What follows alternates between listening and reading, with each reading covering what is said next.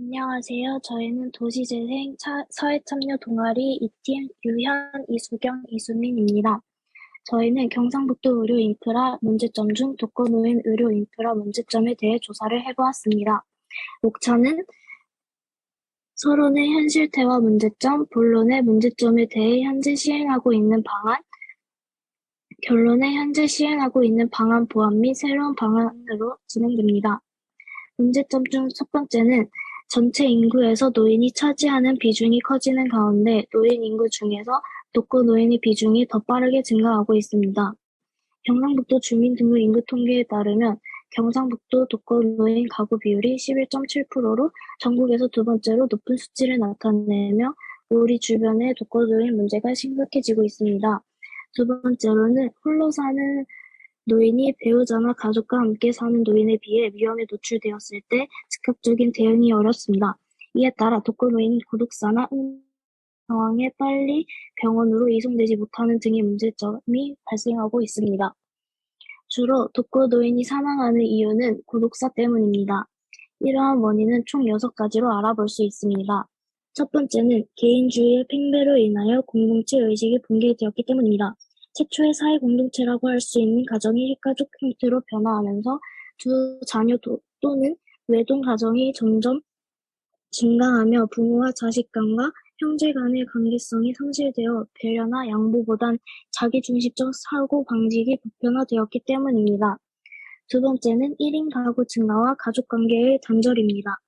전통적인 대가족 중심에서 핵가족을 중심으로 구성이 변화되면서 비혼이나 이혼, 사별로 인해 가구 형태가 1인 가구로 변화되었기 때문입니다. 세 번째는 경쟁력 상실로 인하여 생긴 빈곤입니다. 경쟁력이 상실됨에 따라서 취약계층뿐만 아니라 중산층 가정들이 와해로까지 이어져 고독사의 주 원인이 됩니다. 네 번째는 생명 경시 현상입니다. 사회적인 관계가 단절되어가며 물질 만능주의로 인하여 사건과 범죄들이 우리 사회에 비일비재하게 일어나게 되며 물질과 생명의 존엄성의 중요성이 낮아지는 사회로 변질되었기 때문입니다. 다섯 번째는 사회복지 시스템 부재와 복지 사각지대의 발생입니다. 기본적으로 도움이 필요한 취약계층이 사회제도를 통해 경제적 공급을 받고는 있지만 법의 제한에 갇혀 사각지대에 갇힌 고위험군 혜택을 받지 못했기에 고독사를 하는 경우가 많아지고 있습니다. 마지막으로는 인구 고령화입니다. 인구 구조가 변화되는 것은 우리 사회의 거대한 문제 중 한 가지로 인식되어 왔고 고령화와 저출산으로 인해 고령화가 된 것도 고독사의 원인으로 저격하고 있습니다. 여기까지 고독사의 원인을 총 6가지로 구분해 알아보았습니다. 본론으로 들어가면 문제점을 해결하기 위해 시행되고 있는 여러 가지 방안들이 있습니다. 현재 시행되고 있는 방안 중에서는 독거노인 공동거주의 집 사업을 추진하고 있습니다. 독거노인들끼리 공동생활을 하게 함으로써 불의의 사고, 고독사 예방 등 노인 문제를 해결할 수 있습니다. 또 독거노인을 위해서 응급안전안심 서비스도 시행하고 있습니다. 독거노인과 중증장애인의 가정에 화재, 가스 감지 센서 및 응급 호출기를 설치하여 응급 상황에 상시 대응하고 응급 상황 발생 시 독거노인 및 중증 장애인 분들이 신속하게 대처하거나 소방서에 신고할 수 있는 체계를 구축하고 있습니다. 이러한 사업과 시스템으로 인해 독거노인의 생활이 어느 정도 안정이 되었지만 이러한 해결 방안에서도 문제점은 존재합니다. 공동거주를 시행했을 때 외로움 해소, 사고 시 빠른 대처 등 여러 가지 장점이 있지만 개인 공간이 부족하다는 점과 낮에는 마을 회관, 밤에는 주거 공간으로 바뀌는 형식 때문에 주거 공간의 부분이 모호해진다는 문제점이 있고 남녀와 같이 생활을 하며 불편함을 느끼는 상황도 발생합니다. 위의 응급안전안심 서비스는 또한 문제점이 있습니다. 작년 광주에서 응급 알림 신호가 작동했음에도 직원의 오판으로 적절한 대처가 이루어지지 못해 장애인 부부가 사망한 사고가 발생한 적이 있습니다. 집안에 아무런 움직임이 없다는 사실이 확인되었지만 모니터링 요원이 이를 단순 기기 오작동으로 판단해 적절한 조치를 취하지 않은 사이 뇌병변 장애가 있는 부부가 사망한 것이었습니다.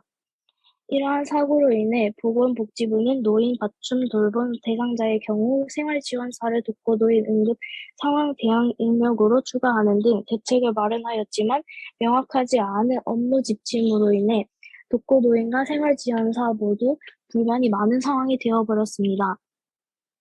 생활지원사의 1인 근무시간을 5시간으로 규정하고 근무시간 외에는 책임이 없다고 규정이 되어 있지만 일부 생활지원사들은 근무시간과 관계없이 응급 호출에 시달리고 있는 것으로 알려져 있습니다.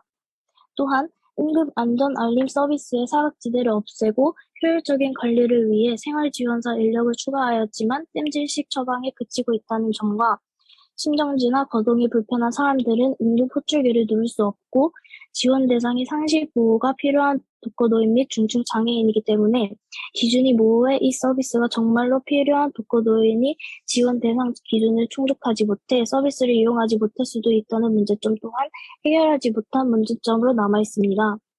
이러한 문제점을 해결하기 위해 스웨덴에서는 노인 코하우징을 통해 거주자들이 욕실, 부엌, 침실이 갖춰진 개인 집에서 살되 식당, 도서실, 취미실 등을 공유합니다. 이렇게 코하우징은 개인의 생활을 침해하지 않는 것과 동시에 외로움을 달랠 수 있다는 장점이 있습니다. 이러한 해외 사례로 우리나라가 하루빨리 기존의 방안을 보완해 나갈 수 있는 보완을 해야 합니다. 또한 응급안전안심 서비스를 보완하기 위해 AI와 연동한 시스템을 마련하겠다는 사례가 있습니다. 그동안의 응급안전안심 서비스는 온습도, 화재 및 가스 감지, 출입문 열림 등의 정보가 보호기관 또는 경보음으로만 제공이 되었다면 AI 반려 로봇 공급 업체인 효돌과 정부의 응급안전안심 서비스를 연동해 그 기능에서는 직접적으로 위험 감지를 전달하는 기능으로 보완합니다. 예를 들어 출입문이 열려 있다면 문이 열려 있다고 말해줌으로써 어른들의 스스로 자가 생활 관리가 가능할 수 있도록 하는 방식입니다. 이번 서비스 개발에서는 2년간 수집된 데이터를 기반으로 패턴 감지 및 복약 수능 히스토리 등을 기반으로 실제 문제가 발생하기 전에 본인과 보호자에게 사전 알림을 제공하는 이상 패턴 감지 AI가 반영됩니다. 응급안전 서비스와 결합한 부모 사랑, 효돌의 향상된 기능은 노인 스스로 자가생활 관리, 정서 케어, 안전 관리가 가능하게 하는 한편 생활지원사나 가족 등 보호자 또한 어르신들의 상황을 실시간으로 모니터링할 수 있어 이른바 쌍방향 돌봄 시스템의 구축도 가능성이 있다고 합니다. 우리가 이 기능을 이용한다면 응급안전안심 서비스의 오판과 갑작스러운 심정지와 같은 문제를 해결할 수 있을 것입니다. 또 캐나다 의료 서비스를 포함한 대부분의 혜택과 사회적 서비스는 재산 또는 지불 능력과 관계없이 모든 국민이 다 같이 골고루 제공받도록 하는 보편주의 정책을 펼치고 있습니다.